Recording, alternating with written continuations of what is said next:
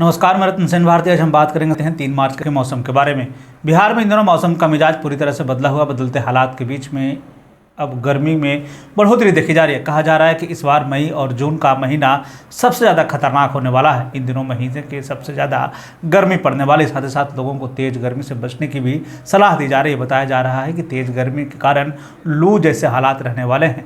इस दौरान कई तरह की बीमारियां भी हो सकती है। हालांकि यह भी कहा गया है कि मार्च में भी लोगों को सावधानी बरतने की ज़रूरत है। हालांकि केंद्र सरकार ने गर्मी को देखते हुए अभी से एडवाइजरी जारी कर दी है। बता दें कि इन दिनों पछुआ हवा का प्रभाव बढ़ने लगा है, जिसके कारण तापमान में बढ़ोतरी देखने को मिली है। इधर मौसम विभाग की तरफ से जारी अपडेट के अनुसार यह बताया गया है कि होली तक गुलाबी ठंड का एहसास होगा। होली के ठीक बाद लोगों को तेज गर्मी का एहसास होने वाला है। बता दें कि मार्च के मध्य के बाद से प्रचंड गर्मी की संभावना जताई जा रही है।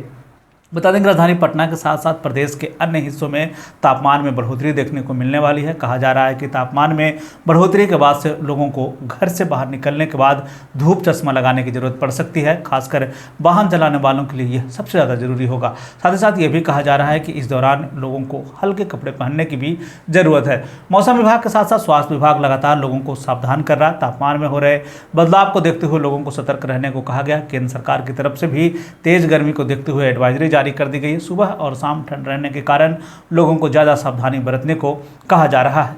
दिन चढ़ने के साथ साथ तापमान में बढ़ोतरी देखने को मिलती है। शाम होते ही तापमान कम हो रहा है और सुबह तक इसी तरह के हालात देखने को मिल रहे हैं। ऐसे में बीपी और शुगर के मरीजों को ज़्यादा सावधानी बरतने को कहा गया है। अगर हम पूरे देश के मौसम की स्थिति पर एक नज़र डालें तो अगले 24 घंटे में पंजाब, हरियाणा, दिल्ली, उत्तरी राजस्थान, पूर्वी मध्य प्रदेश, सिक्किम और पूर्वी असम में 1 या 2 स्थानों पर हल्की बारिश होने की संभावना। साथ ही साथ ये भी बताया जा रहा है कि अगले 2 से 3 दिनों तक राजस्थान, पश्चिमी मध्य प्रदेश, गुजरात, उत्तरी मध्य महाराष्ट्र और उत्तरी कोंकण और गोवा के कुछ हिस्सों में हल्की बारिश के साथ साथ छिटपुट बारिश होने की संभावना जताई गई है। मौसम के बदलते हालात के बीच में आइए जान लेते हैं 3 मार्च के तापमान का पूर्वानुमान।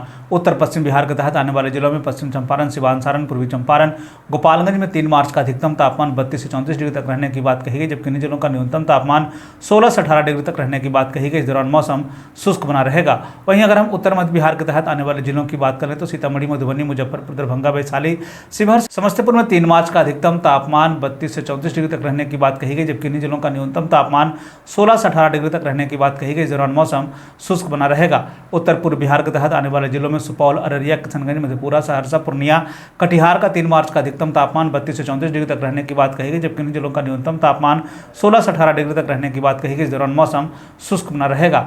दक्षिण पश्चिम बिहार के तहत आने वाले जिलों में बक्सर, भोजपुर, रोहतास, भभुआ, औरंगाबाद, अरवल का 3 मार्च का अधिकतम तापमान 32 से 34 डिग्री तक रहने की बात कही गई, जबकि इन जिलों का न्यूनतम तापमान 16 से 18 डिग्री तक रहने की बात कही गई। इस दौरान मौसम शुष्क बना रहेगा।